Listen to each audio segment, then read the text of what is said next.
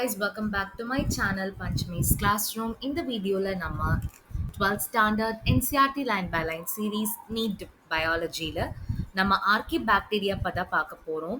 So kingdom மொனீராவோட one of the type தான் archaebacteria. Kingdom Monera இன்ட்ரடக்ஷன்லேயே சில பாக்டீரியா வந்து ரொம்ப எக்ஸ்ட்ரீம் கண்டிஷன்ஸ்ல கூட சர்வைவ் பண்ணும். அந்த பாக்டீரியாவை நம்ம ஆர்கிபாக்டீரியா அப்படின்னு சொல்லுவோம். எக்ஸாம்பிள் பார்த்தீங்கன்னா ரொம்ப சால்ட்டி ஏரியாஸ், உப்புத்தன்மை அதிகமாக இருக்கிற ஏரியாஸ் அதை ஹாலோஃபைல்ஸ் அப்படின்னு சொல்லுவோம். அண்ட் ஹாட் ஸ்ப்ரிங்ஸை வந்து தெர்மாஸ்டோஃபைல்ஸ், டெம்பரேச்சர் ரொம்ப அதிகமாக இருக்கும்.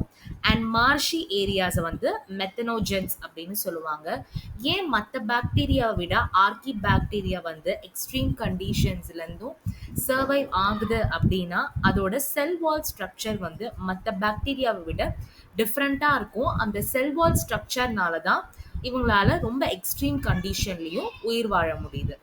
Next methanogens. மெத்தனோஜென்ஸ் அப்படின்றது கவுஸ்லையும் பஃபலோஸோட கட், அதாவது ஸ்டொமக்ல இந்த மெத்தனோஜென்ஸ் வந்து இருப்பாங்க.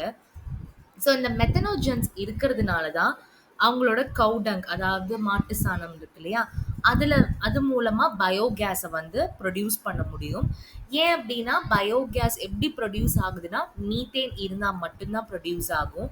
ஸோ அவங்களோட கட் ரீஜியனில் மெத்தனோஜென்ஸ் இருக்கிறதுனால அவங்களோட டங்ல பார்த்தீங்கன்னா மீத்தேன் வந்து ப்ரொடியூஸ் ஆகுது. ஸோ இப்படி தான் வந்து கவு டங்லேருந்து பயோகேஸ் வந்து ப்ரொடியூஸ் ஆகுது. இவ்வளோதான் நம்ம ஆர்கி பாக்டீரியா.